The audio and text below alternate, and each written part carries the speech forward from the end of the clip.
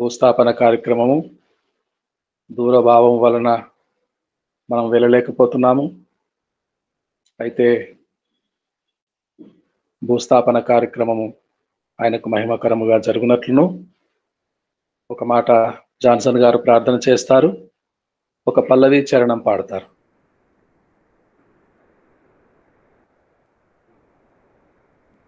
Johnson గారు దామోదర్ గారి విషయం ప్రార్థన చేయండి, తర్వాత ఒక పల్లవి పాడండి. ఓకే, ప్రార్థన చేసుకున్నాం. పరిశుద్ధుడా నా యేసయ్య, నాయనా నీకే స్తుతులైనా, నీకే స్తోత్రం స్తోత్రం స్తోత్రం స్తోత్రం. ప్రభువా నీకు వందనాలయ్యా. గొప్ప దేవుడా, మహాదేవుడా, మహావనుడా, ఇదిగోనైనా నీ కుమారుని ప్రభునైనా తండ్రి గారిని ప్రభు అయ్యా నీ సన్నిధికి చేర్చుకున్నావు. నైనా విశ్రాంతిలోకి ప్రభును నడిపించావు. అయినా ఇదిగోనైనా తన కుటుంబమునికి అంతటికి నైనా గొప్ప ఆదరణ తోడుగా నేడుగా నువ్వే ఉండి నింపి నడుపుచున్నావు. అయ్యా జరగబోయే కార్యక్రమాలన్నింటిలో కూడా కేవలం నీకు భయంకరంగా ఉండడానికి సహాయం దయచు నాయనా. ప్రభా భూస్థాపన కార్యక్రమాలన్నీ కూడా నాయనా రాకపోకలు ప్రభా, వాతావరణం ఒకటి ప్రభు అనుకూలంగా లేదు నాయనా. సైక్లోన్ ప్రభునైనా యేసయ్య సమస్తమునైనా నీ చేతిలో ఉంది నైనా. కార్యక్రమం అంతట్లో కూడా నీ కృప ఉంచండి. కేవలం నీకు భయంకరంగా ఆ కుటుంబానికి నూతన ఆదరణ దయచేయండి అయ్యా. నీ సన్నిధిలో చేర్చుకున్నందుకు నీకు వందనాలు. ఆ కుటుంబం ప్రభా ఒక మాదిరికరమైన జీవితాలు ఇంకా నాయన నువ్వే నింపి నడిపించమని, గొప్ప మనసులు ఇవ్వలేని ఆదరణ నీ చేతిలో ఉంది కాబట్టి నువ్వే ఆదరణ దయచేయమని నీకే మహిమ తెలుస్తూ యేసు నామములో స్తుతించి అడిగి వేడుకుంటున్నాను తండ్రి, ఆమేన్. పాట పాడుకుందామని.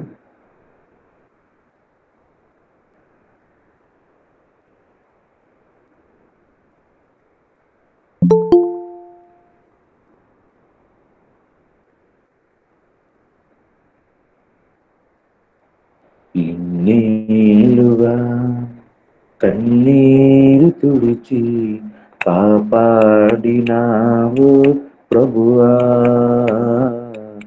ఇన్నేళ్ళుగా కన్నీరు తుడిచి కాపాడినావు ప్రభువా. శోధన సమయములోనా వేదన కాలములోనా, శోధన సమయములోనా వేదన కాలములోనా ఇన్నేళ్ళుగా కన్నీరు తుడిచి కాపాడినావు ప్రభువా, ఇన్నేళ్ళుగా కన్నీరు తుడిచి కాపాడినావు ప్రభువా.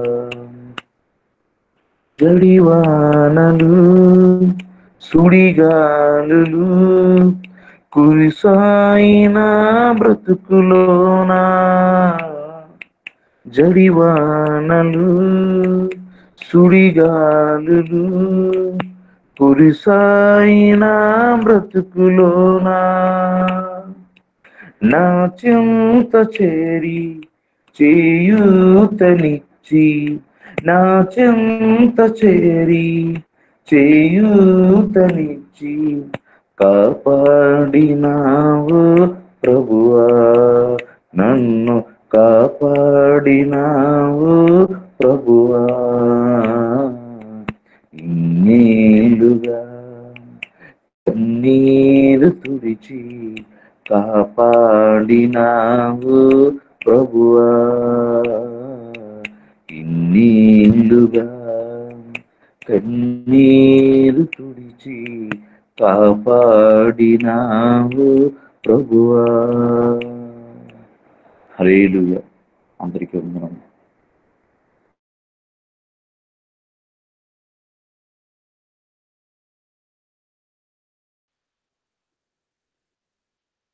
హల్లెలూయా. చక్కని పాట ద్వారా దామోదర్ గారి తండ్రి భూస్థాపన నిమిత్తము ప్రార్థన కూడా చేసిన జాన్సన్ గారికి వందనాలండి. ఈ దినము భూస్థాపన కార్యక్రమం జరుగుతుంది. చిత్తూరు జిల్లా మదనపల్లి దామోదర్ గారి తండ్రి క్రీస్తునందు నిద్రించారు. ఈ దినము భూస్థాపన కార్యక్రమం ఉంటుంది. రండి. అన్నాజోనమ్మ గారు మన మధ్యలో వాక్య పరిచర్య చేయడానికి సిద్ధపడి ఉన్నారు. వాక్య పరిచర్య చేయండి అమ్మా.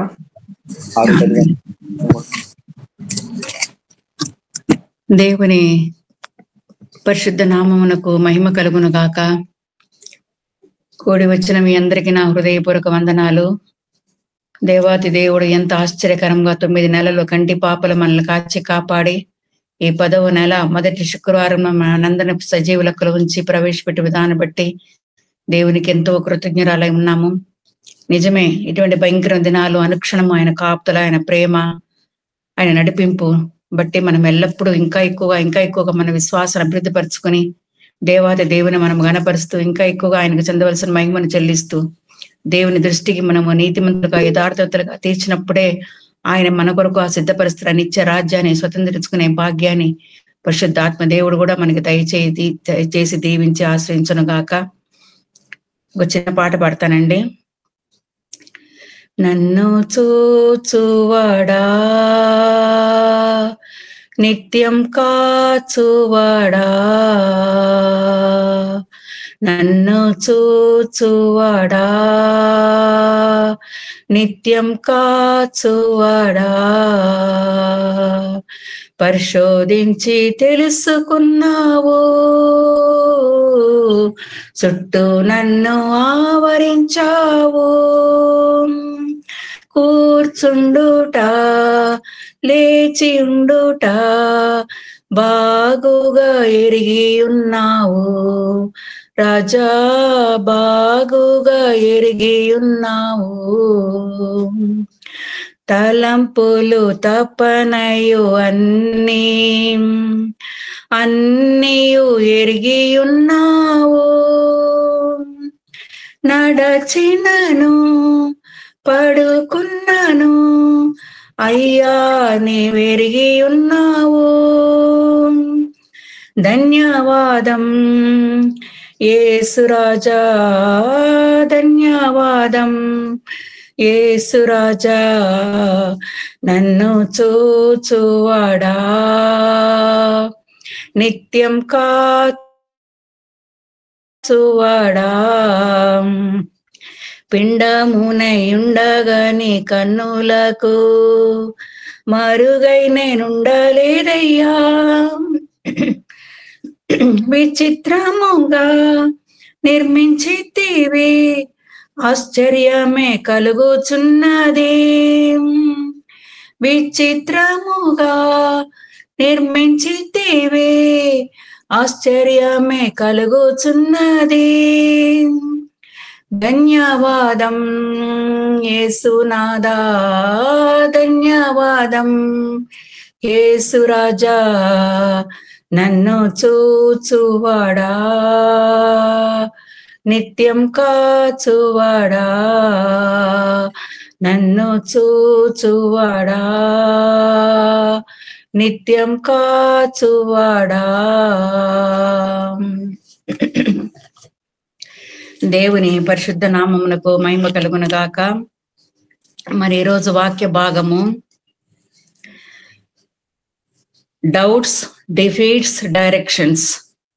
డౌట్స్ డిఫీట్స్ డైరెక్షన్స్ అంటే డౌట్స్ అంటే అనుమానములు, డిఫీట్స్ అంటే అపజయములు, డైరెక్షన్స్ అంటే మనం అంతము ఎలాగుంటుందో మనము సంపూర్ణంగా దేవుని మీద ఆధారపడినప్పుడు ఆయన చిత్తం ఎరిగినప్పుడే మనము తెలుసుకోగలము. నిజమేనండి, ఈ లోకంలో పుట్టినది మొదలుకొని ప్రతి మానవుడికి ఎన్నో అనుమానాలు, నాకెందుకు జరగాల, ఏమైంది, ఏంటి అని ఏదో ఒక ప్రశ్నలు మనకు వస్తానే ఉంటాయి. అపజయాలు కూడా ప్రతి మానవుడికి ఎన్నో ఎత్తు పల్లాలు, ఎన్నో అపజయాలు, జయాలు జీవితంలో పొందుకోవలసిందే. అవన్నీ దాటి వచ్చిన తర్వాతనే మన అంతం ఎట్లుంటుందో, మనము దేవుని మీద సంపూర్ణంగా ఆధారపడి జీవించినప్పుడే ఆయన సమస్తమును మంచి డైరెక్షన్ లో మనల్ని నడిపించి సరైన మార్గంలో మనల్ని ఆయన నడిపిస్తారండి. కాబట్టి ఎల్లప్పుడూ మనం ఆయన మీద ఆధారపడి ఉంటేనే, అందుకే కీర్తనకారుడు రాస్తాడు 34వ అధ్యాయంలో, యెహోవా ఉత్తముడని రుచి చూచి తెలిసి కొనుడి, ఆయనను ఆశ్రయించు నరుడు ధన్యుడు. రుచి చూచి తెలుసుకుంటేనే ఆయన ఎవరో, ఆయన ఎందుకు వచ్చాడు, ఆయన ఎందుకు మనల్ని సృష్టించాడు, కష్టాల్లో బాధల్లో ఎలాగ ఆదుకుంటున్నాడు, ఆయనను ఆశ్రయించు నరుడు ధన్యుడు. ఆయనను ఆశ్రయించినప్పుడే, ఆయనకు సమీపముగా జీవించినప్పుడే, ఆయన చిత్తమును గుర్తిరిగినప్పుడే ధన్యకరమైన జీవితాన్ని మనం ఈ లోకంలో మనం జీవించగలమండి. మరి ఎల్లప్పుడూ మనం ఆయన ఆశ్రయిస్తున్నాము కాబట్టి, ఆయన వాక్యం మీద మనం ఆధారపడుతున్నాము. ఎన్ని సమస్యలు ఇచ్చినా కూడా ప్రార్థన జీవితము, వాక్యం యొక్క శక్తిని మనం అనుభవిస్తూ, దేవా ఏదైనా పర్వాలేదు ప్రభువా, నువ్వు ఉన్నావు తండ్రి నాయనా, మా జీవితంలో ఎన్ని అనుమానాలు, ఎన్ని అపజయాలు, ఎంత పోరాటాలు వచ్చినా కూడా నువ్వు ఉన్నావు ప్రభువా, నువ్వు నడిపిస్తావు తండ్రి నాయనా అనే గొప్ప విశ్వాసం, నిరీక్షణతో మన సమస్యలన్నీ ఆయన ముందు పెట్టి మనము ముందుకు కొనసాగే భాగ్యాన్ని కూడా దేవుడు మనకి దయచేస్తున్నాడు. మరి ఎంత ఆశ్చర్యకరంగా ఈ 9 నెలల్లో కూడా ఎన్నో పోరాటాలు, ఎన్నో అపజయాలు, ఎన్నో డౌట్స్, డిఫీట్స్ వచ్చినా కూడా ప్రతి విషయంలో ఆయన మనల్ని నడిపిస్తూ ఒక్కొక్క దినం, ఒక్కొక్క నెల కూడా తన కాపుతలు, తన భద్రతను మనకు దయచేసి ఎంతో ఆశ్చర్యకరంగా సజీవ లెక్కలో ఉంచి మనందరినీ ఆయన నామాన్ని గణపరిచే భాగ్యాన్ని కూడా దేవుడు మనకందరికీ దయచేశారండి. కాబట్టి మనము ప్రతిదినం ఆయన వాక్యాన్ని చదువుకుంటేనే నూతన బలము, నూతన శక్తిని మనము పొందుకోగలమండి.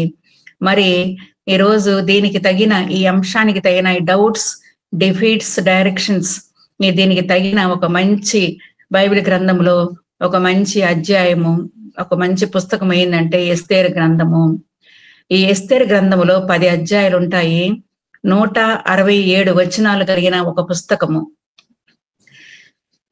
4వ అధ్యాయంలో మనం చూసినట్లయితే 1 నుంచి 17 వచనంలో మనం చూసినట్లయితే అక్కడ ఒక ఆయన మొర్దెకై బట్టలు చింపుకొని, గోనె పట్ట కట్టుకొని, బూడిద పోసుకొని, మహాశోకముతో, రోదనతో రాజు గుమ్మము ఎదుటికి వచ్చాను అని మనం ఎంతో వేదనతో ఆ వాక్యాల్ని మనము చదువుతున్నామండి. నిజమే, రాజు యొక్క ఆవరణములో దూరంగా బయట కూర్చున్న ఒక ఆయన ఎంతో వేదనతో ఆయనకు ఆ వార్త వినినప్పుడు, యూదులందరూ తన ప్రజలు నశించిపోతున్నారనే వార్త తెలిసినప్పుడు ఆయన చేసిన పని ఏంటంటే బట్టలు చింపుకొని, గోనె పట్ట కట్టుకొని, బూడిద పూసుకొని, మహాశోకముతో, రోదనముతో, కాబట్టి అంత వేదన ఆయన హృదయంలో కలిగినప్పుడే అంత పని ఆయన చేసుకోగలిగాడు. అయ్యో నాకేం పోయిందిలే, నేను బాగుంటే చాలు, ఎవరు ఎట్లా పోయినారా పోతే కూడా పర్వాలేదు ఆయన అనుకోకుండా రాజు గుమ్మము ఎదుటికి ఆయన వస్తారండి.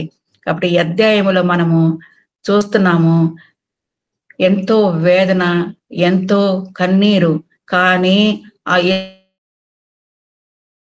ఎస్తేరు మాత్రము రాజగృహములో అక్కడ ఉండడము, ఆమె మరి మంచి భోజనము తింటూ మరి అక్కడ చిరికత్తులతో అక్కడ సంతోషంగా ఉండడము మనము చూస్తున్నామండి. ఒక అనాథ పిల్ల మరి ఎటువంటి స్థితిలో నుంచి దేవుడు ఎక్కడికి తీసుకెళ్ళాడు ఆమెని అని మనకందరికీ ఆ యొక్క ఎస్తేరు గ్రంథం గురించి మనకు బాగా తెలుసు. కాబట్టి మన జీవితంలో ఎటువంటి డౌట్స్, డిఫీట్స్, డైరెక్షన్స్ వచ్చినప్పుడు దేవుడు ప్రతి బిడ్డ విషయంలో చేసే 4 కార్యాలు ఏంటంటే, ఆయన మనల్ని దాచిపెడతాడు, మనల్ని హైడ్ చేస్తాడు.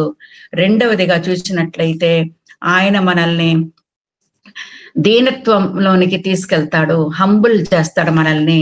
మూడవదిగా మనం చూసినట్లయితే ఆయన మన ప్రార్థనలు వింటాడు, గాడ్ హియర్స్. నాలుగవదిగా చూసినట్లయితే గాడ్ హానర్స్, దేవుడు తన బిడ్డల్ని ఘనపరుస్తారండి.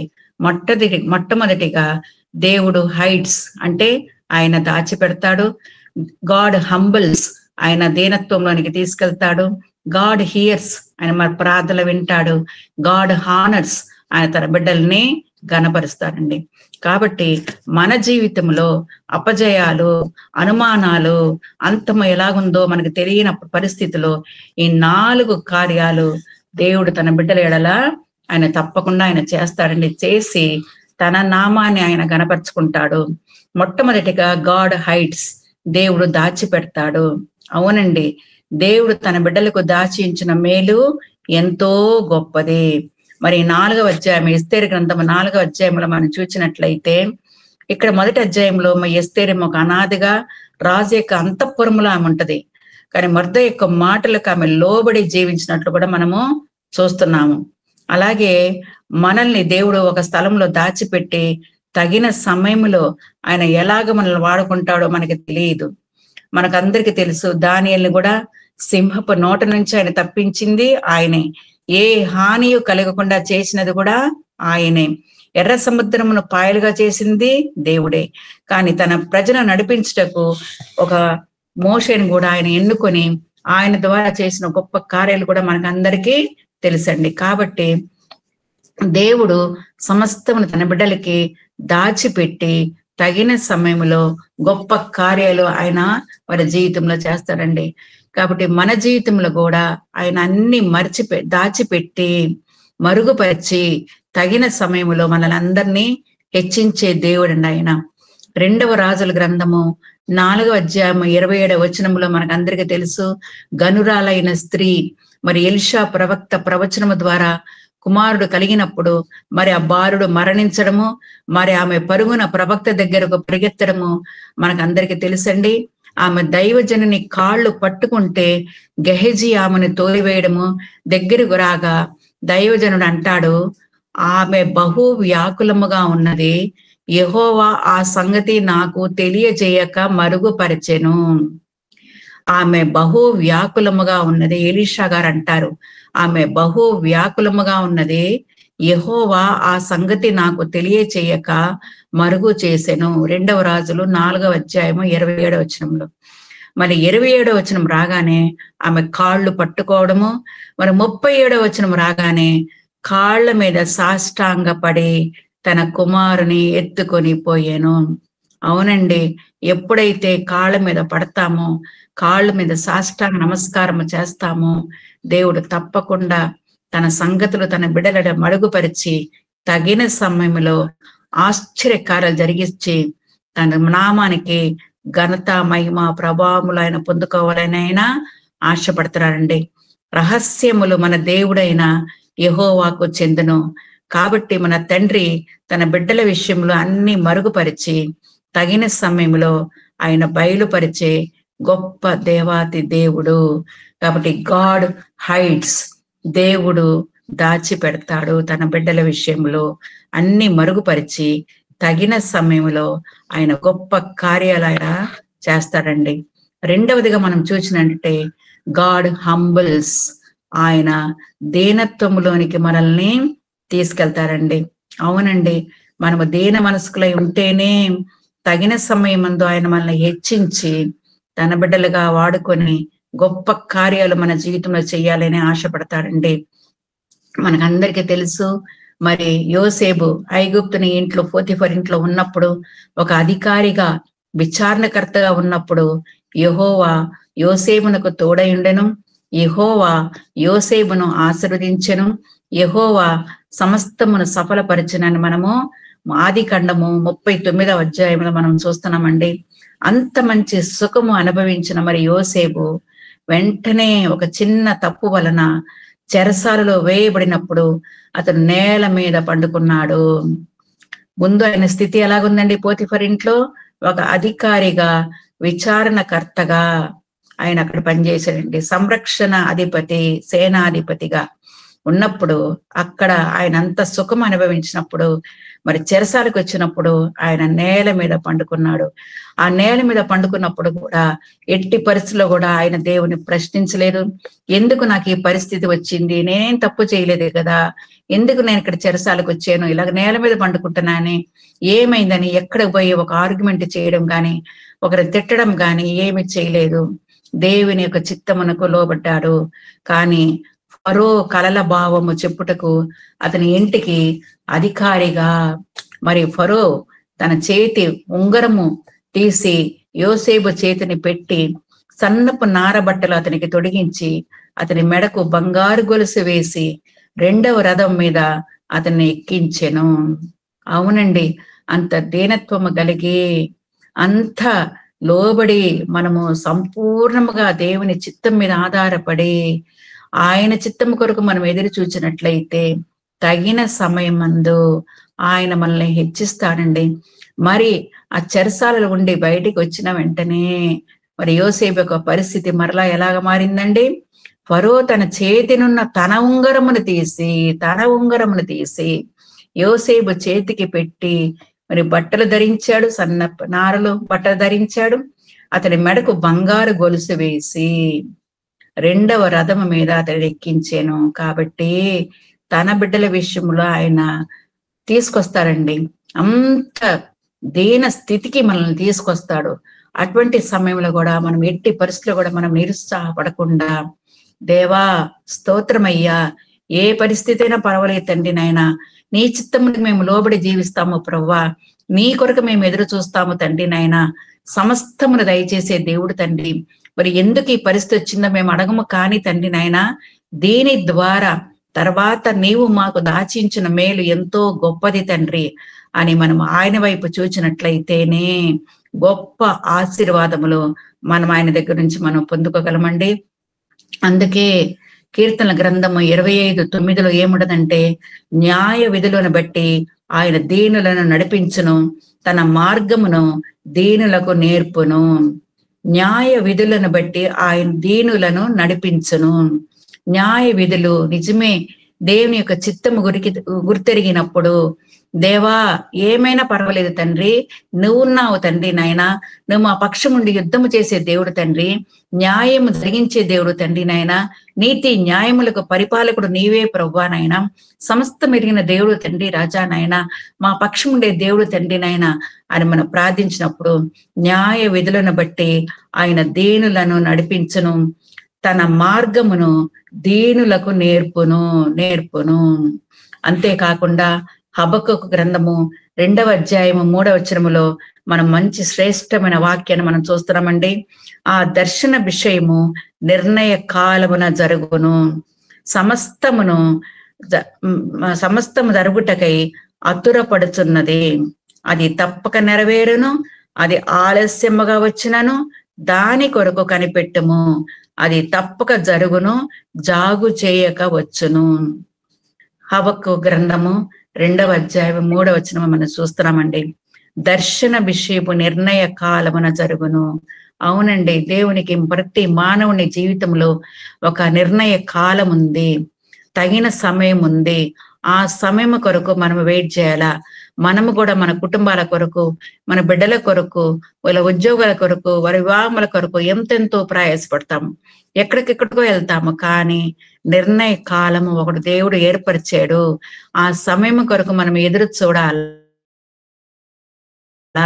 ఆయన చిత్తంను మనం గుర్తెరగాల అని మనం సంపూర్ణంగా ఆయన మీద ఆధారపడినప్పుడే సమాప్తమగుటకై అతురపడుచున్నది, అది తప్పక నెరవేరును, అది ఆలస్యముగా జరిగినను దాని కొరకు కనిపెట్టుము. అవునండి, ఆయన కార్యాలు ఆలస్యమే గాని అవి అలక్ష్యము కావు, అది తప్పక జరుగును, జాగు చేయక వచ్చును. నిజమేనండి. కాబట్టి ఆయన కార్యాలు తన బిడ్డలేడలాన్ని జరిగించినప్పుడు అది జాగు చేయక, ఎంత లేటు కాకుండా తప్పకుండా ఆయన తన బిడ్డల విషయంలో ఆయన నెరవేరుస్తారండి. కాబట్టి దేవుడు మొట్టమొదటిగా గాడ్ హైడ్స్ ఎవ్రీథింగ్, ఆయన సమస్తమును ఆయన దాచిపెడతాడు. రెండవదిగా గాడ్ హంబుల్స్, ఆయన దీనత్వంలోనికి మనల్ని నడిపిస్తాడండి.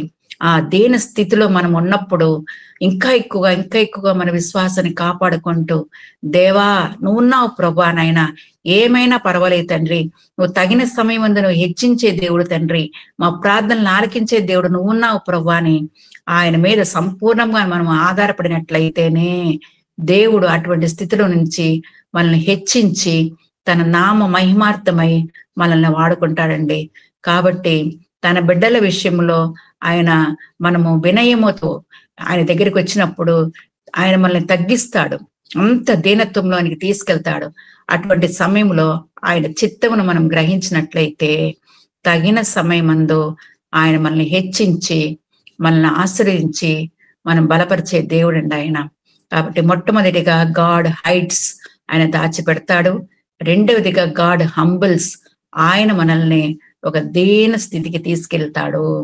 ఎందుకంటే తగిన సమయంలో ఆయన మనల్ని పైకి తీసుకురావాలని ఆశపడుతున్నాడు. మూడవదిగా మనం చూసినట్లయితే గాడ్ హియర్స్, దేవుడు ఆలకిస్తాడు. తప్పకుండా మన ప్రార్థనలు ఆయన వినే దేవుడండి.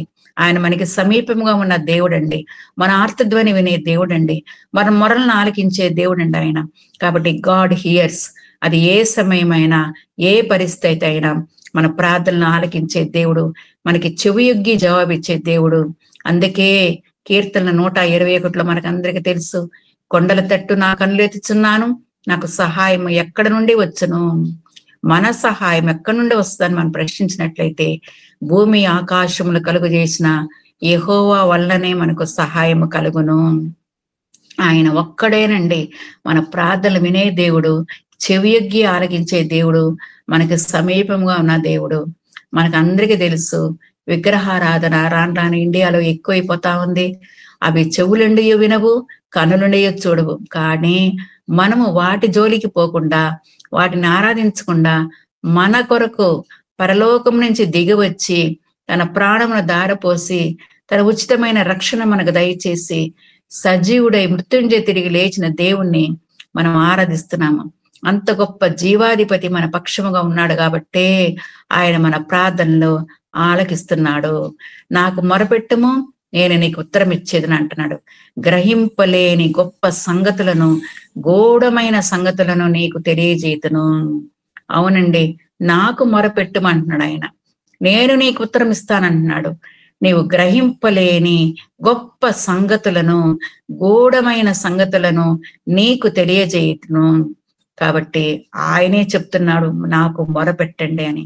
కాబట్టి మనం ఎవరి దగ్గరికి పోకుండా కష్ట సమయంలో, వేదనలో, కృంగిన పరిస్థితుల్లో ఆయన దగ్గరికి వెళ్ళి, దేవా ఆకాశమందు నీవు తప్ప మాకెవరున్నారు ప్రభువానైనా అని మనం ప్రార్థించినట్లయితే దేవుడు తప్పకుండా మన ఆర్తధ్వని విని తగిన సమయంలో ఆయన మనకి జవాబిచ్చి మనల్ని ఆదరించి నడిపించే దేవుడండి ఆయన. యోహాను సువార్త 9వ అధ్యాయము 31వ వచనంలో, ఎవడైనను దేవ భక్తుడై ఉండి ఆయన చిత్తము చొప్పున జరిగించిన ఎడల ఆయన వాని మనవి ఆలకించును. మరి ఇక్కడ గుడ్డివాడు చెప్తున్న గుడ్డివాడు చెప్తున్న ఒక మాట అండి. మరి ఆయన కన్నులు మరి దేవాతి యేసు ప్రభు బాగు చేసినప్పుడు ఆయన చెప్తున్న మాట, ఎవడైనను దేవ భక్తుడై ఉండి. అవునండి, దేవ భక్తుడంటే దేవుని చిత్తము నెరవేర్చి, దేవునికి సమీపముగా జీవించి, దేవుని ఆజ్ఞలు కట్టడను గైకున్న వాడే దేవ భక్తుడు ఉండి ఆయన చిత్తము చొప్పున జరిగించిన ఎడలా, మన చిత్తము కాదండి, మన జ్ఞానము కాదండి, మన ఆలోచనలు, మన శక్తి బలము కాదండి, దేవుని చిత్తం మీద సంపూర్ణంగా మనం ఆధారపడినప్పుడే ఆయన వాని మనవి ఆలకించును. దేవుడు తప్పకుండా మన మనవిని ఆయన ఆలకించి తగిన సమయమందు మనకి జవాబు దయచేస్తారండి. అంతేకాకుండా 1 యోహాను 5వ అధ్యాయము 14వ వచనము, 1 యోహాను రాసిన పత్రిక 5వ అధ్యాయము 14వ వచనములో, ఆయన చిత్తానుసారంగా మనం ఏమి అడిగినను ఆయన మన మనవి ఆలకించునని మనం ఎరిగిన ఎడల మన ఆయనను వేడుకొనినవి మనకు కలిగినవని ఎరుగుదము. కాబట్టి దేవుని చిత్తానుసారంగా మనం ఏది అడిగినా కూడా ఆయన మనవి ఆలకించునని మనం ఎరిగిన ఎడల మనం ఆయనను వేడుకొనినవి మనకు కలిగినవని ఎరుగుదము. కాబట్టి తప్పకుండా ఆయన మనకు దయచేస్తాడు. మనం అడిగిన వాటిని అన్ని ఆయన విన్నాడు. తప్పకుండా మన ప్రార్థనకు జవాబు దయచేస్తాడు అని మనం గ్రహించినప్పుడే మన వేడుకునేవన్నీ తప్పకుండా దేవుడు మనకి దయచేస్తాడండి. కాబట్టి గాడ్ హియర్స్, దేవుడు ఆలకించే దేవుడు. ప్రతి పరిస్థితిలో ఆయన దగ్గరికి వెళ్ళి మన మొరలు, మన విజ్ఞాపనలు, మన కొరతలు అన్ని ఆయన దగ్గర సమర్పించినప్పుడు దేవుడు తప్పకుండా ఆకాశము నుండి విని మన ప్రార్థనలకు తగిన సమయంలో ఆయన చిత్తాన్ని మనం నెరవేర్చినప్పుడు ఆయన మన మనవి ఆలకిస్తాడు అని మనం ఇక్కడ చూస్తున్నామండి. మూడవదిగా, నాలుగవదిగా మనం చూసినట్లయితే గాడ్ హానర్స్, దేవుడు ఘనపరిచే దేవుడు. తన బిడ్డలు దిగజారిన స్థితిలో అవమానకరముగా దూషణకు పాలు కాకుండా ఉండాలని దేవుని యొక్క చిత్తము కాదు. తన బిడ్డలు ఎక్కడున్నా కూడా ఆయన నామాన్ని గణపరచాలా, దేవుని మహిమార్థమై ఒక గొప్ప సాక్షులుగా జీవించాలని దేవుని యొక్క ఉద్దేశము. కాబట్టి దేవుడు గణపరచువాడు, గాడ్ హానర్స్. మన ఎస్తేరు గ్రంథంలో మనం ధ్యానించినప్పుడు చూసినట్లయితే 1వ అధ్యాయము, 2వ అధ్యాయము, 3వ అధ్యాయము, 4వ అధ్యాయంలో అక్కడంతా వేదన, కన్నీరు, రోదన మనం చూస్తున్నామండి. కాబట్టి జయ జీవితాన్ని దేవుడు దయచేసే దేవుడు. మన శత్రువులను అనగదొక్కువాడు ఆయనే. మరణపు అంచున ఉన్న మరి మొర్దెకైని, మరి ఎస్తేరు గ్రంథము 8వ అధ్యాయము 3వ వచనం రాగానే ఎస్తేరు మొర్దెకైకి హామాను ఇంటి మీద అధికారిగా ఉంచెను. ఎస్తేరు గ్రంథము 8వ అధ్యాయము 3వ వచనంలో ఎస్తేరు మొర్దెకైని హామాను ఇంటి మీద అధికారిగా ఉంచెను. నిజమేనండి. ఎటువంటి స్థితి అసలు! హామాన్ ఎక్కడున్నాడు, మొర్దెకై ఎక్కడున్నాడు, ఎస్తేరు ఎక్కడుంది? మొర్దెకై లోపలికి రావడము, తర్వాత ఇక్కడ ఒక గొప్ప స్థానాన్ని, హామాను పొందుకున్న స్థానాన్ని తీసివేసి మరి అది మొర్దెకై పొందుకోవడము మనం ఇక్కడ చూస్తున్నామండి. ఎంత గొప్ప జయ జీవితాన్ని దేవుడు తన బిడ్డలకి దయచేస్తాడండి. దేవుడు తన బిడ్డల్ని ఎట్లా గణపరుస్తాడండి. కాబట్టి ఇక్కడ కీర్తనలు 113వ అధ్యాయము 7వ వచనంలో కూడా మనం చూస్తున్నాము.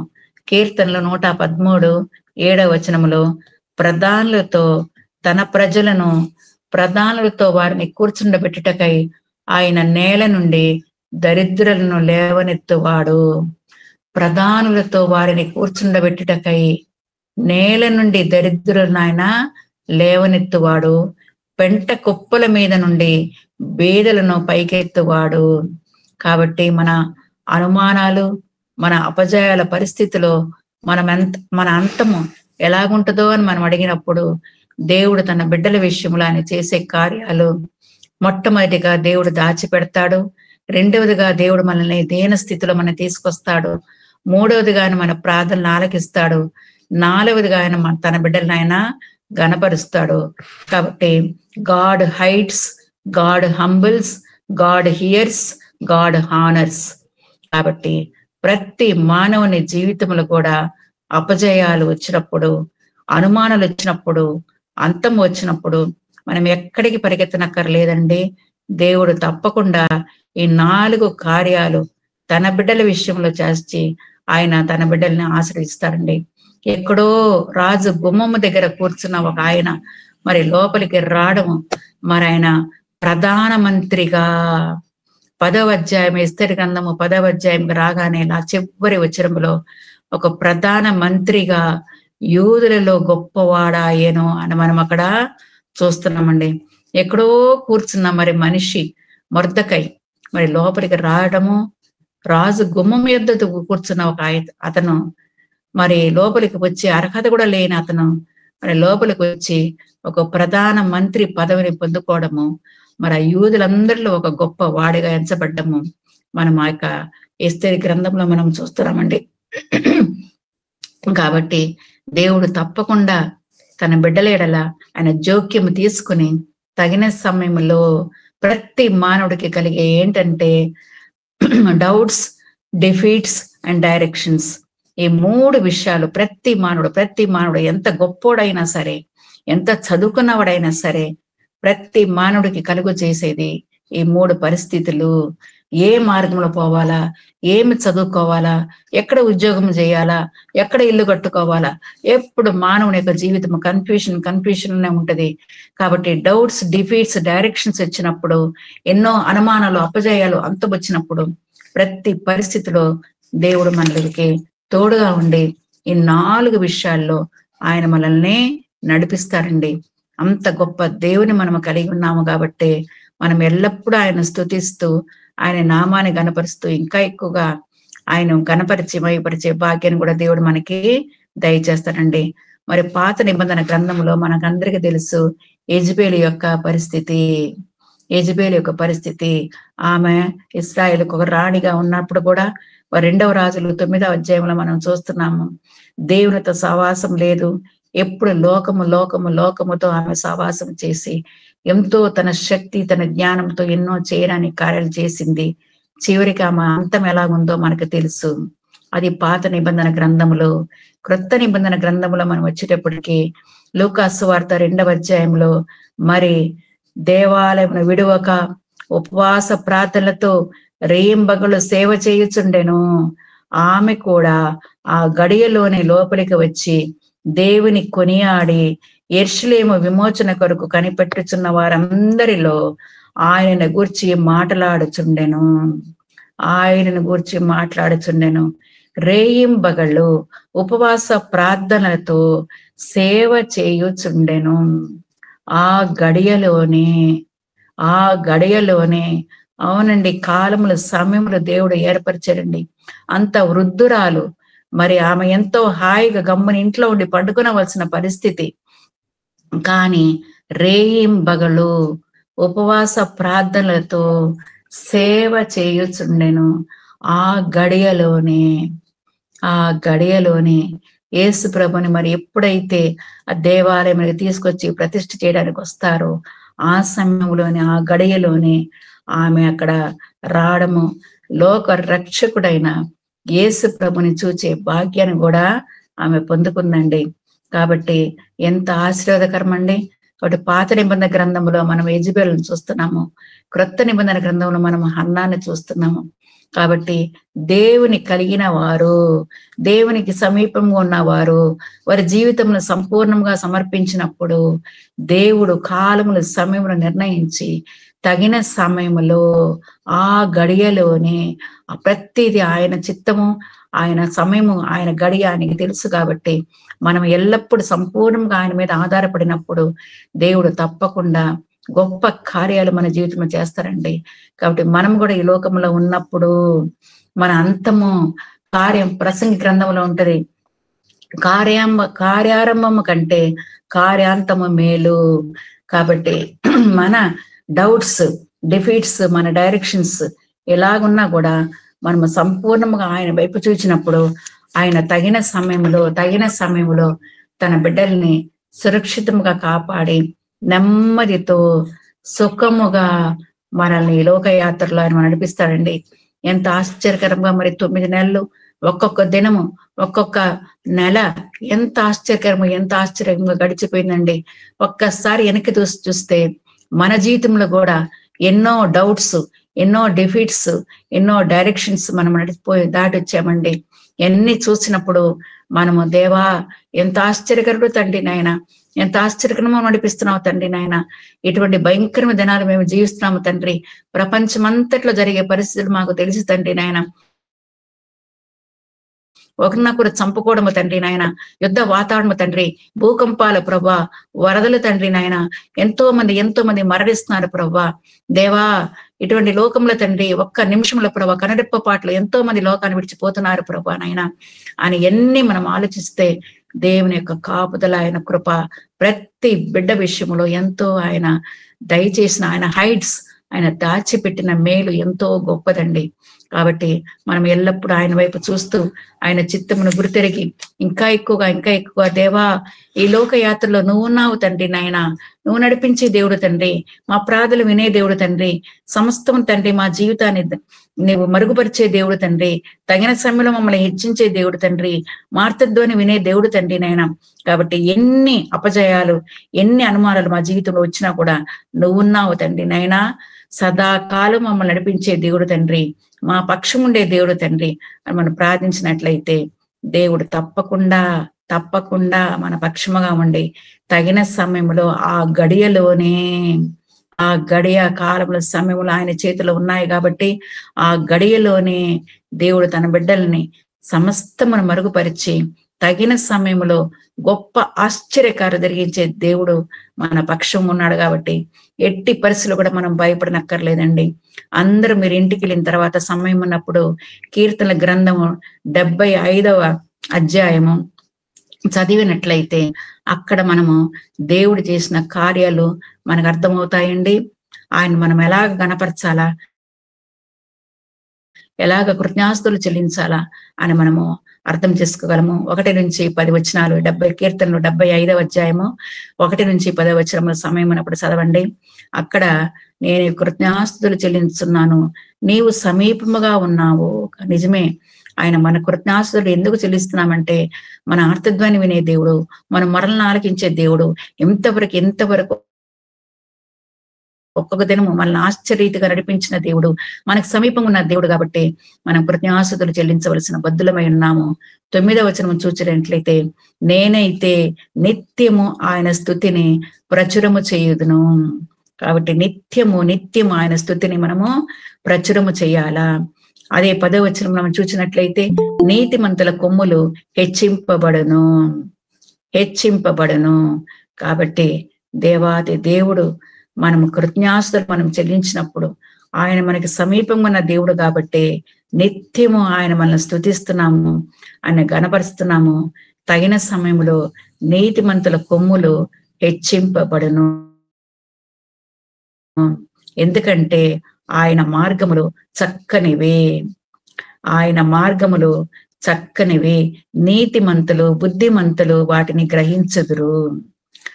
కాబట్టి దానిని అనుసరించి నడుచుకుందరు, కానీ తిరుగుబాటు చేయువారు తొట్టిల్లుదురు అని మనము హోషేయ గ్రంథము 14వ అధ్యాయము 9వ వచనం మనం చూస్తున్నాము. బుద్ధిమంతులు వాటిని గ్రహించుదురు. ఏంటి గ్రహిస్తున్నామంటే మనము ఆయన ఎవరో, ఆయన సజీవుడైన దేవుడు, గొప్ప దేవుడు, మన పక్షం ఉండే దేవుడు, మన అర్థధ్వని వినే దేవుడు. ఎన్నో అపజయాలు, ఎన్నో అనుమానాలు వచ్చినప్పుడు ఆయన సరైన మార్గంలో మనం నడిపించి తగిన సమయమందు తన బిడ్డల్ని ఆయన హెచ్చించే దేవుడు. అందుకే ఆయన మనము గణపరుస్తున్నాము.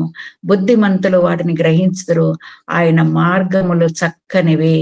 ఆయన డైరెక్షన్స్, మన మార్గములు, మనం నడిచే మార్గములు చక్కనివి, సరైన మార్గములు ఆయన మనం నడిపిస్తాడండి. కాబట్టి నీతిమంతులు దాన్ని అనుసరించి నడుచుకుందరు. మనము నీతిగా యథార్థంగా జీవించినట్లయితే తగిన సమయమందు ఆయన మనం హెచ్చించి శ్రేష్టమైన మార్గములో, పచ్చిక గల చోట్లలో ఆయన మనల్ని కూర్చుండబెట్టి తన బిడ్డల్ని తన సమాధానము, తన శాంతిని దయచేస్తాడు. లోకమధ్య శాంతి సమాధానము కాదండి, అదంతా టెంపరీయే. కాబట్టి తన శాంతి, తన సమాధానం మనకు దయచేసి ఇంకా రాబోయే రోజుల్లో కూడా ఒక్కొక్క దినం, ఒక్కొక్క నెల తన కాపుదల, తన భద్రత దేవుడు మనకు దయచేస్తాడండి. నీతిమంతులు దాన్ని అనుసరించి నడుచుకుందరు, కానీ తిరుగుబాటు చేయువారు తొట్టిల్లుదురు. ఎవరైతే ఆయనకి దూరంగా జీవిస్తారో, ఆయన నామాన్ని గణపరచరో, ఆయనకి చెందవలసిన మహిమను చెల్లించకుండా దూరంగా ఉంటారో వాళ్ళందరూ తొట్టిల్లిపోతారు. కాబట్టి మనం ఈ లోకంలో జీవించినంత కాలము ఆ ప్రభువుని, మన కొరకు తన ప్రాణాన్ని దారబోసిన ఆ ప్రభువుని, ఆయన వాగ్దానాలు మనం స్వతంత్రించుకుంటూ ఇంకా ఎక్కువగా దేవా నువ్వు ఉన్నావు తండ్రి, నాయన నువ్వు ఉంటే మాకు చాలు ప్రభా, ఎందుకంటే నువ్వు సమస్తం దాచిపెడతావు తండ్రి, నువ్వు మమ్మల్ని ఒక దేని స్థితికి తీసుకొచ్చి తగిన సమయంలో మమ్మల్ని హెచ్చిస్తావు ప్రభా, మా ప్రార్థనలు వింటావు తండ్రి నాయన. God hides, God humbles, God hears, God honours. ఈ 4 విషయాలు తప్పకుండా తండ్రి మా అపజయాల్లో, మా డౌట్స్ లో, మా డిఫిట్స్ లో, మా డైరెక్షన్స్ లో నువ్వు సరైన మార్గంలో మమ్మల్ని నడిపించి తగిన సమయంలో ప్రవ్వా నీ చిత్తము నెరవేర్చే బిడ్డలుగానైనా, ఈ నామాన్ని కనపరిచే బిడ్డలుగా దేవా మమ్మల్ని స్థిరపరిచి దీవించి ఆశ్రయించమని మనం అడిగినప్పుడు దేవుడు తప్పకుండా మన ప్రార్థనలు ఆలకించి తన చిత్తానుసారంగా మనం ఏది అడిగినానో ఆయన మన మనవి ఆలకించనని మనం ఎరిగినడెలా మనం ఆయనను వేడుకొనినవి మనకు కలిగినవని ఎరుగుదము. మనం ఏమేమి వేడుకుంటామో తప్పకుండా ఆయన మనకు దయచేస్తారని విశ్వాసంతో మనము ఆయన వైపు చూచినట్లయితే తప్పకుండా మన ప్రార్థనలు విని తగిన సమయంలో మనల్ని హెచ్చించి తన బిడ్డలుగా ఆశీర్వదించి తన కృపలో మనందరినీ భద్రపరిచి దీవించి ఆశీర్వదించునుగాక. Amen amen amen. Amen amen. Bible జ్ఞానాన్ని పొందుపరుస్తున్నప్పుడు ఎస్తేరు గ్రంథము ఉండవచ్చున అనేక తర్జన భర్జనలు జరిగినాయి. ఎస్తేరు గ్రంథములో ఒకసారి అయినను దేవుడని, ప్రభువని, యెహోవా అని ప్రస్తావించబడలేదు. అయితే చివరకు హోలీ బుక్స్ బైబిల్ కానాన్లో పొందుపరిచినప్పుడు యూదులకు వేరే దిక్కు నుండి సహాయము కలుగు అని మొర్దెకై మాట పరలోకం నుండి యూదులకు సహాయం కలిగింది అని చివరకు బైబిల్ కానంలో ఎస్తేరు గ్రంథము ఉండి తీరవలసిందే అని పండితుల ఏకాభిప్రాయం. Doubts defeats directions. మన అనుమానములెల్లా, మన ఓటములెల్లా జయకరముగా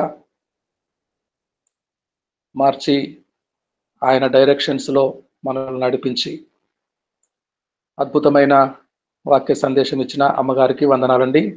వందనాలు పాస్టర్ గారు. గాడ్ బ్లెస్ యూ అమ్మా. థ్యాంక్స్ అండి. ఛత్తీస్గఢ్ రాష్ట్రంలో సర్వము కోల్పోయి దోపిడికి గురై సొత్తంతా దొంగతనం అయినప్పుడు మొదట శ్రీ అమ్మగారు మనము కూడా ఏదైనా కొంత ధన సహాయం పంపించాలండి అన్న వెంటనే నేను పంపించాను.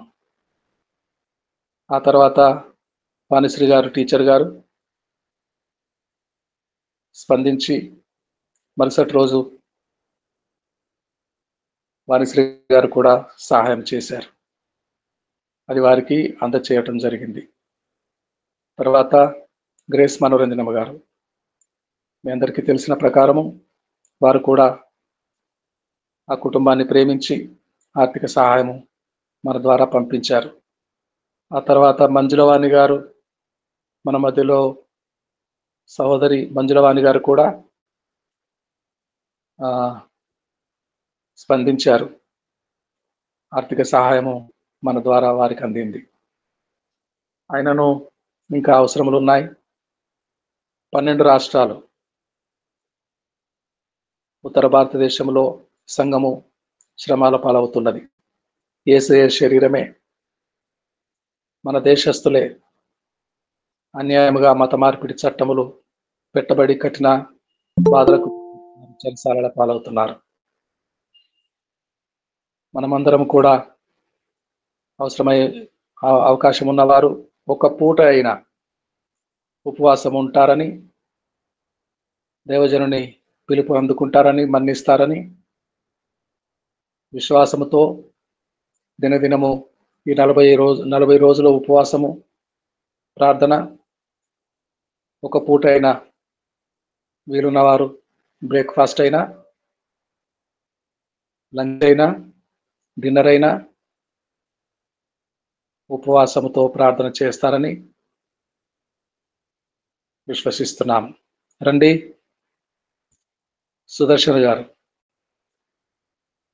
సుదర్శన్ కుమార్ గారు ప్రార్థన చేస్తారు. వినవాక్యమును బట్టి వినవాక్యము ఫలించినట్లుగా. అయ్యగారు, నేను రోడ్డు మీద ఉన్నాను అయ్యగారు.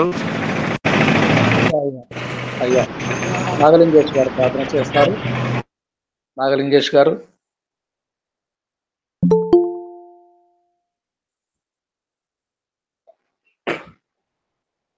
నాగలింగేష్ గారు ప్రార్థన. పరిశుద్ర ప్రేమైన దయగల తండ్రి, నాయన మీ నామమునకు వందనాలు చెల్లిస్తున్నాను. ఒక్క నిమిషం నాగలింగేష్ గారు, ఒక్క నిమిషం అండి. మదనపల్లిలో దామోదర్ గారి తండ్రి గారు ప్రభునందు నిద్రించారు. ఈ రోజు భూస్థాపన కార్యక్రమం ఉంటుంది. ఆ విషయం కూడా జ్ఞాపకం చేసుకోండి.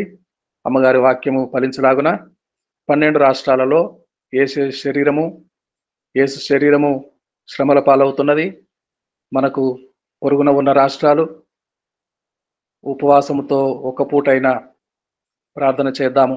ఈ 3 విషయాలు జ్ఞాపకం చేసుకుని ప్రార్థన చేస్తారు. పరిశుద్ధ ప్రేమేట దయగల తండ్రి, నాయన మీ నామమునకు వందనాలు చెల్లిస్తున్నాను. ఇదిగో